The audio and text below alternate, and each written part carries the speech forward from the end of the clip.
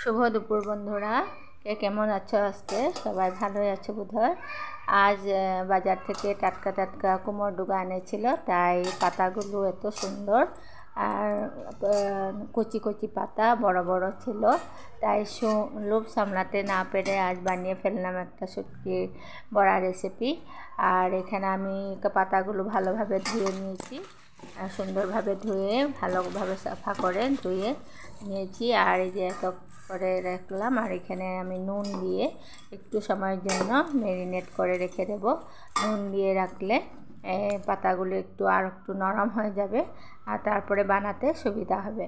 এখানে এই যে শীতল আছে, শীতলে শুকনা মাছ যেটা আমি রেখে দিয়েছিলাম, খুব একটা খাওয়া হয় না, তাই বড়া হলে খাওয়া হয়। এইভাবে আমি ভালোভাবে শুটকিগুলো ধুয়ে নিলাম। আর এখানে দিয়ে দিচ্ছি মিক্সি গ্রাইন্ডারে আমি রসুন একটা গোটা রসুন দিয়ে দিয়েছি, আর তিনটা দিয়ে দিয়েছি পেঁয়াজ, আর একটা টমেটো, আর 4-5টা কাঁচা লঙ্কা দিয়ে মিক্সি গ্রাইন্ডারে পেস্ট বানিয়ে নিলাম। আর এখন এখানে বসিয়ে দিয়েছি কড়াইতে মাস্টার্ড অয়েল দিয়ে দিয়েছি, আর এই যে মিক্সি গ্রাইন্ডার পেস্ট করে রেখেছিলাম সেগুলো দিয়ে দিয়েছি। আর সব ভালোভাবে এখন কষিয়ে নেব। এখানে আমি দিয়ে দেব একটু হলুদ, নুন আর শুকনো লঙ্কা গুঁড়ো, খুব সুন্দর হবে কালারটা, আর একটু ঝাল ঝালও হবে। আমি আগে কাঁচা লঙ্কা তো দিয়েছিলাম একটু ঝাল হওয়ার জন্য, তাও যে যেরকম ঝাল খেতে চাও সেইভাবে দিয়ে নিতে পারো। এখানে আমি সবগুলো ভালোভাবে কষিয়ে নিলাম। আর এই যে শীতল শুকনা মাছটা যেটা আমি ধুয়ে পরিষ্কার করে রেখেছিলাম সেগুলো আমি এখন দিয়ে দিলাম কড়াইতে। আর এই মাছটা দিলে সাথে সাথে গলে যায়, আর এভাবে নাড়িয়ে নেব, ভালোভাবে কষাতে হবে, কেননা এটার গন্ধটা যাতে বেরিয়ে যায়। সেভাবে আমি একটু জল দিয়ে ভালোভাবে কষিয়ে নেব। প্রায় 5 মিনিট ধরে আমি কষিয়ে নিয়েছি। আর এখন আমি একটু পেঁয়াজ কুচিও দিয়ে দিয়েছি। পেঁয়াজ কুচিটা দিলে একটু মুখে লাগে, তাহলে ভালো লাগে।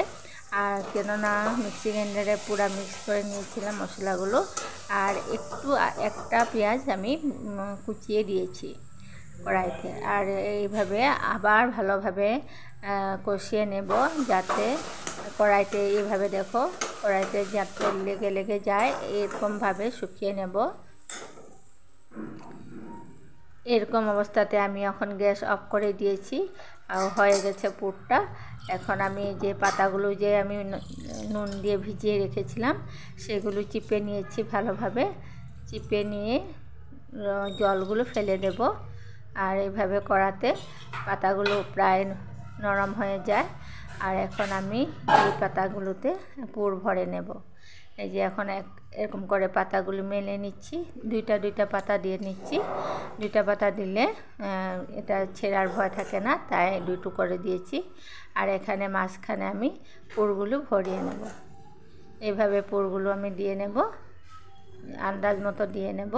আর এইভাবে দেখুন ফোল্ডটা করছি, এইভাবে আলতু হাতে ভালোভাবে ফোল্ডটা করতে হবে, যাতে ভিতরে পুরগুলো বার হয়ে না যায়। তার জন্য এইভাবে আমি সবগুলো বানিয়ে নেব। আর একটা বানিয়ে দেখিয়ে দিচ্ছি, এইভাবে আমি বানিয়ে নেব। এই যে দুটো করে নিচ্ছি পাতা, আর এখানে মাঝখানে পুরটা দিয়ে দেব। আর এই যখন ভাঁজটা করার সময় একটু সাবধানে ভাঁজ করতে হবে, ফোল্ডটা করতে হবে, তাহলেই পুরের অংশটা বার হবে না। এইভাবে প্রথমে এইভাবে এক সাইডে দিয়ে আবার এরকম করে মুড়ে নেব, আর সব দিকে এরকম বন্ধ করে নেব। আর এইভাবে দেখুন সুন্দরভাবে ভাঁজটা দেখুন, ভালোভাবে এইভাবে ভাঁজটা করে নিচ্ছি। আর এরকম করে আমি সবগুলো পুর আমি রেডি করে নেব। দেখে নাও বন্ধুরা, যারা নতুন রাঁধুনি তাদের জন্য একটু ভালোভাবে দেখে নিলে ভালো হবে, দেখতে সুবিধা হবে। দেখুন আরেকটা আমি দেখিয়ে দিচ্ছি।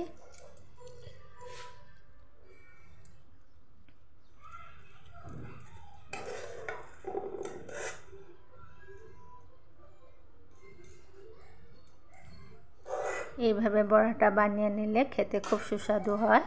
আর গরম গরম ভাতের সাথে এই বড়াটা হলে আর কিছুই চাই না, এটা দিয়ে সব ভাত খেয়ে নিতে পারবে। আর একটু কড়কড়া করে ভাজতে হবে। আমি করবো এখন সবগুলো আগে বানিয়ে নিই। এই যে সবগুলো আমি বানিয়েছি, আমি কড়াইতে আবার তেল দিয়ে দেব। আর এখানে আমি একটু আজ ব্যাটার একটা বানিয়ে নেব। একটু চাউলের গুঁড়া, একটু বেসন আর হলুদ নুন দিয়ে একটু পাতলা করে আমি একটা ব্যাটার বানিয়ে নেব। কোনো সময় এভাবে বানিয়ে নিই। যারা নতুন রাঁধুনিরা তারা এই ফোলটা করে বানাতে নাও পারতে পারে, তখন এই ব্যাটারটা দিয়ে একটু মুড়িয়ে নিলে এটা পাতাটা খুলে যাবে না। আর এভাবে আজ আমি বানাচ্ছি। অন্যদিন আমি শুধু পাতা দিয়েও বানাই, এভাবে বানাতে পারবে। কিন্তু যারা নাকি একটু নতুন রাঁধুনিরা তা যদি এই পদ্ধতিটা ব্যবহার করে তাহলে খুব ভালোভাবে ভাজতে পারবে। এইভাবে আমি তেল গরম করে পোড়াগুলো দিয়ে দিলাম আর এইভাবে লাল লাল করে ভেজে নিয়েছি। খুব মুচমুচে হবে তখন। চাউলের গুঁড়াটা একদম পাতলা করে ব্যাটারটা বানাতে হবে, তাই কুরকুরে হবে, একটু মুচমুচে হবে। আর এইভাবে বড়াগুলো আমি ভেজে নিলাম আর তুলে নিচ্ছি।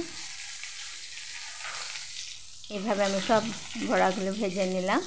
আর তোমরা কে কখন কেমনভাবে দেখছো আর সবাই কেমন লাগছে জানাবে। আমার এই রেসিপিটা দেখে যদি তোমাদের ভালো লাগে লাইক শেয়ার কমেন্ট করবে। আর এইভাবে একবার বানিয়ে খেয়ে দেখো, খুব ভালো হয় খেতে। গরম গরম ভাতের সাথে খুব টেস্টি হয়। এই যে সবগুলো বড়া আমার হয়ে গেছে। আজকে লাঞ্চ মেনুতে এটি বানিয়ে নিলাম, সাথে আছে অন্য আরও কিছু, তাই আজ এটাই দেখালাম, তোমাদের সাথে শেয়ার করলাম। নমস্কার।